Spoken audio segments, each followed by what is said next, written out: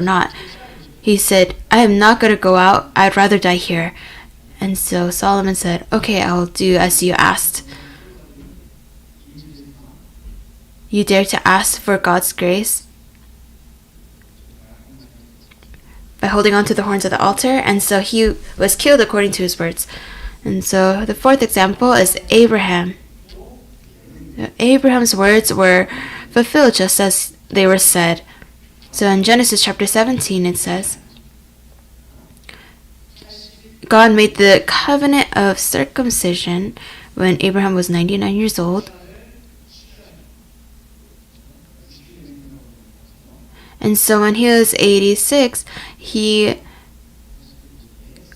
at the age of 85, he had the son of flesh, Ishmael, through Hagar.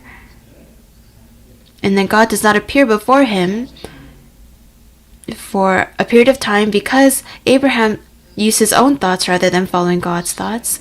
And then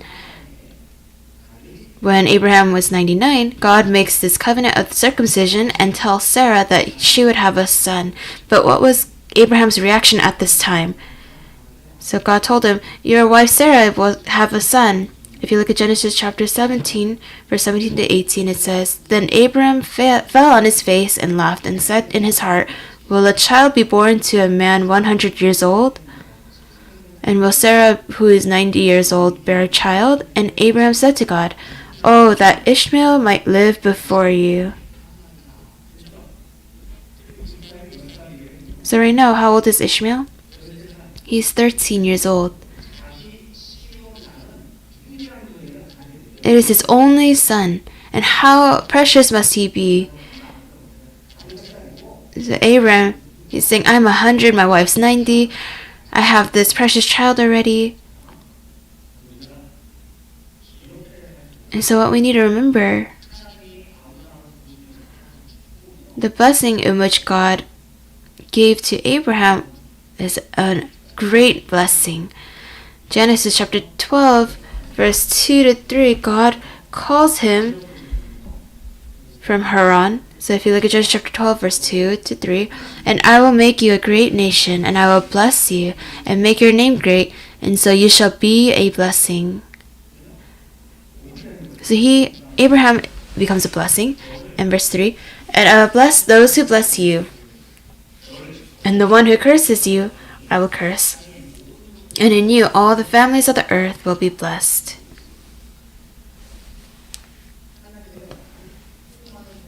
So among all the people on this earth, God made Abraham a blessing. So Abraham himself is a blessing. So if someone adores my child and takes care of them, who will be the most thankful? Is it our child? No. If someone adores my child, then the parents of that child who gave birth to them are more thankful. It's like,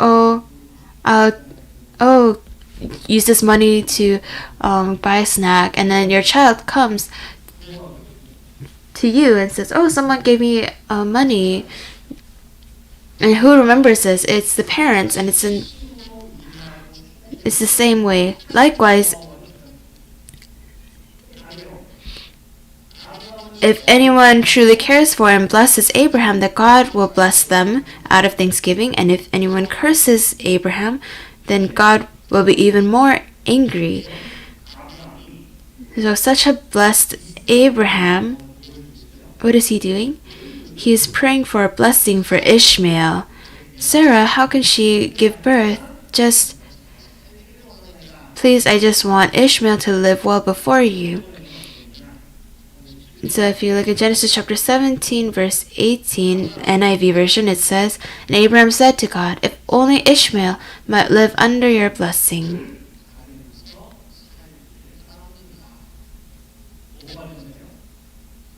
To live under your blessing.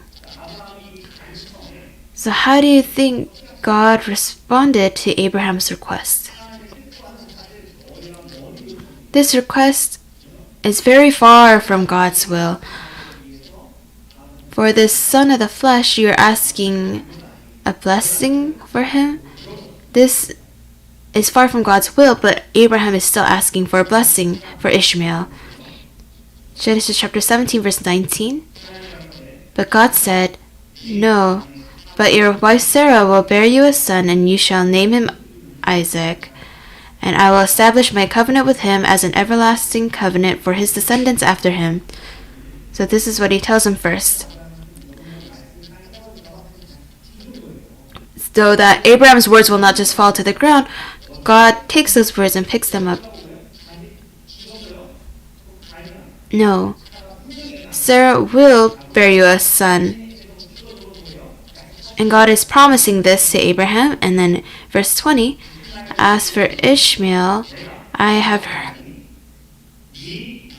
heard you. Behold, I will bless him and make him fruitful and multiply him exceedingly. He shall father 12 princes, and I will make him into a great nation. So was it as Abraham said? Yes. God had no choice but to grant what Abraham desired. So what a great blessing the words of Galatians chapter 3 verse 9 are. Galatians chapter 3 verse 9. So then those who are of faith are blessed with Abraham the believer.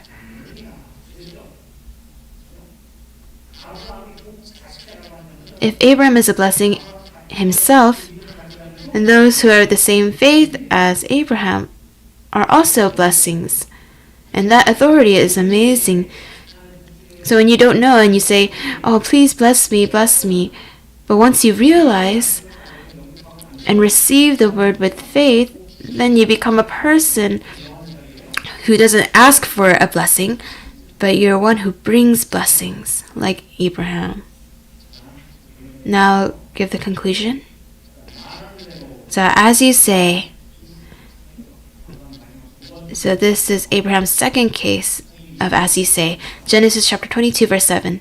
Genesis chapter 22 verse 7. Isaac spoke to his father Abraham and said, "My father." And he said, "Here I am, my son." And he said, "Look, the fire and the wood, but where is the lamb for the burnt offering?" Genesis chapter 22.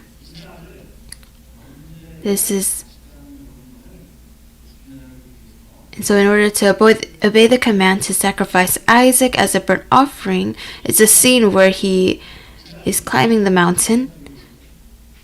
And do you think Isaac, this is his first time giving an offering? He's done it multiple times. And he could see there is fire and there's wood, but there's no offering. There's no sacrifice. And so he asks, where is the lamb to be sacrificed? And that question pierces his father's heart. Isaac asks this, and can he say, "Oh, you are the offering"? Of course not. And so what does Abraham say? Genesis chapter 22 verse 8. Abraham said, "God will provide for himself the lamb for the burnt offering, my son." So the two of them walked on together.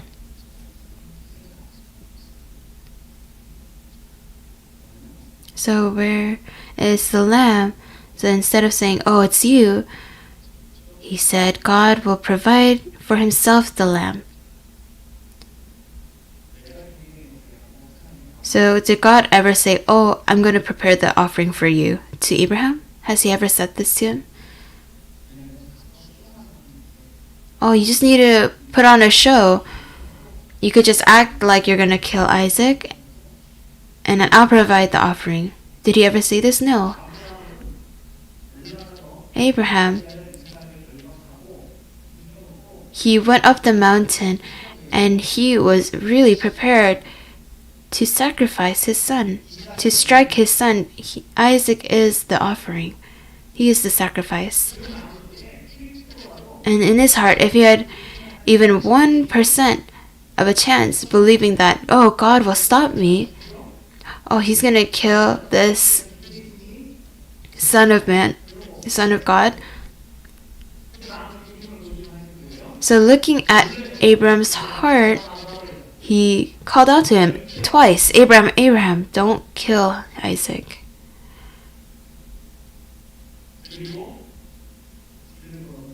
And when he turned around, what did he see? Genesis chapter 22, verse 13.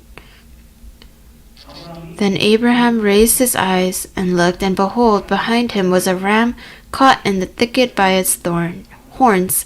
And Abraham went and took the ram and offered it up as a burnt offering in the place of his son. So it was as according to what who said?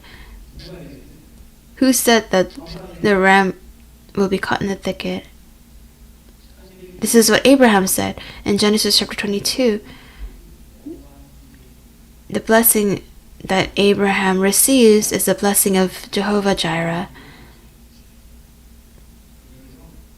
The blessing in which God prepares, just as Abraham said. And this is an amazing blessing.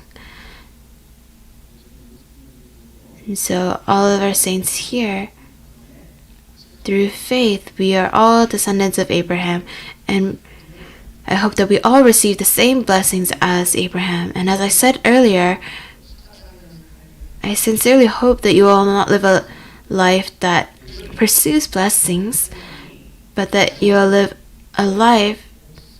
a blessed life that shares many blessings. I bless upon you in the name of the Lord. And so at this time, let us lift up our hands and pray for all of our personal prayer requests that we have brought. So raise your hands.